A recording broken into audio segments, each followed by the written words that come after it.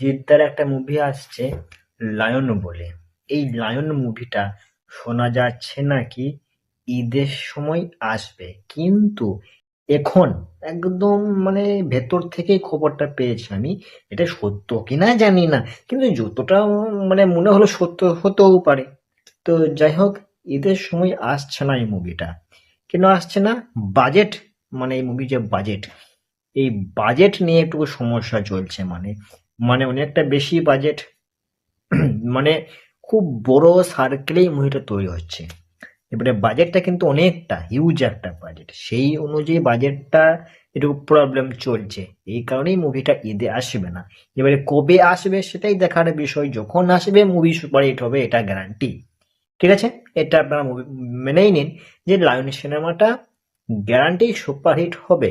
তার কারণ এখানে জিৎ আছে না, মেগাস্টার জিৎ, টলিউডের মেগাস্টার জিৎ, একটাই হিরো যেটা হলো মেগাস্টার জিৎ।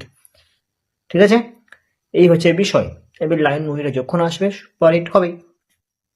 এবারে বিশাল একটা সিনেমা, ঠিক আছে, সেই সিনেমাটা এটা বাজেট যখন মানে কম হয়ে যায়, তখন একটু তো মানে টেনশন হয় বই কি ডাইরেক্টরের, তাই না?